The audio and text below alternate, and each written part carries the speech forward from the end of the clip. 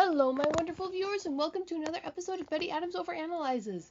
Today we are looking at a little something that is just odd. Patterns of reappearance, old sayings, and the whack-a-mole game. First, some old wives' wisdoms. Bad things come in threes. Once is happenstance, twice is coincidence, three times is enemy action. If, in Act 1, you have a pistol hanging on the wall, then in the last act you must fire it. 3 handy rules. The first is a quirk of human nature. The way our memory works means that we like to group things in threes, and we are far more likely to remember things that happen in handy groups of 3.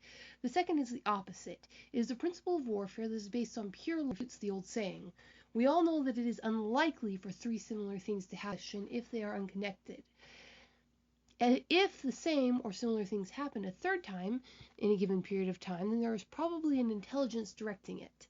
The final one is, of course, Chekhov's law of play acting.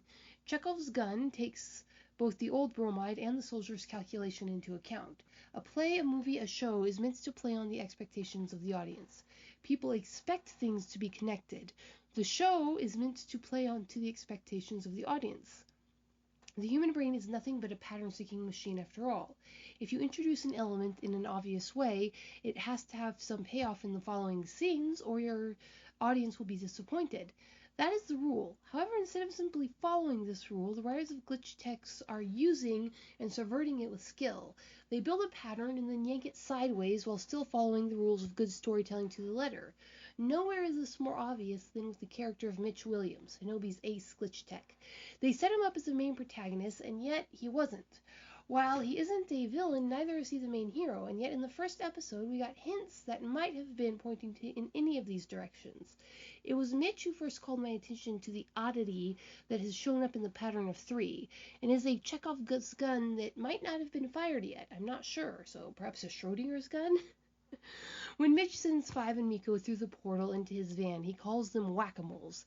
Now, there are 3 odd things about this. First, Mitch stumbles in his speech and has to think for a beat about what epithet to use. Beat 1, the cool character used a natural but uncool speech pattern in the middle of an otherwise cool speech. That makes it stand out. What makes it stand out more is that it isn't exactly accurate. At this point, Me-K.O and 5s have only popped up in front of him once. That would hardly imply a game of whack-a-mole.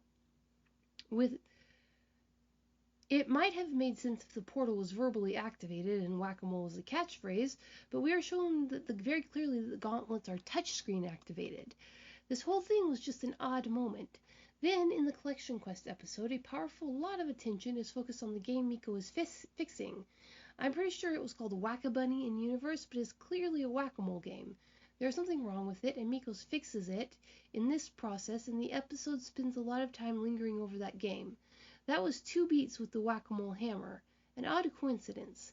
I was actively waiting for the 3rd beat, and it never came. At least I never felt it fall. Of course, the second set of 10 episodes has yet to drop. The proverbial 3rd whack-a-mole gun might fire then. However, it should have fired in the first set of episodes. Then I finished analyzing individual episodes and began analyzing the 9 episodes as a whole. My mind wandered back to my bitty Betty days and a trip my family had taken to Washington, D.C. There we met another family of similar interests and were invited into their home. The boy who was my age showed me a fun joke. You look at the back of a dollar bill and point out all the number form ones at one at a time, saying, here's a small one, here's a small one, etc. Then you ask your audience where the big one is. Most will immediately begin looking for a large number form one. When they get tired, you point out the central word form, O-N-E, spelled out in the center of the dollar bill. It's a great bit of misdirection for children, and usually it's cleared up instantly when you point and say, there it is. However, I was a bit of a special case. He had to point several times and then resorted to explaining the concept step by step. It really shocked me that I could be that blinded by overfocus. After several events like that, I've made it a habit, when it seemed like I was missing something, to pull back and take a deep breath. I will try to analyze my expectations and see what might exist outside of them. I did that with this show, and my mind immediately flashed back to Mitch pulling the green Hinobi core out of the corrupted system and replacing it with a blue one. The glitches come from corrupted Hinobi cores. The corruption can happen to any Hinobi core that is mistreated, say by blocking the vents.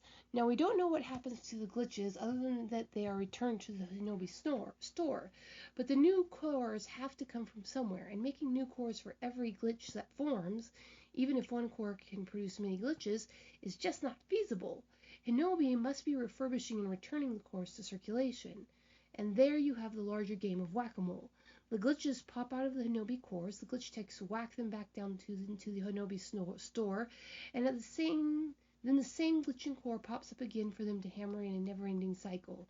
They are merely playing a giant whack-a-mole game.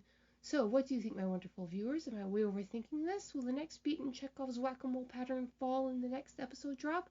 Or is this whole episode one long game of whack-a-mole? Leave a like if you agree and a comment whacking my theory like a whack-a-mole if you disagree. Check out my Teespring store for some weird human merch and hit the subscribe button. Peace out, my wonderful viewers.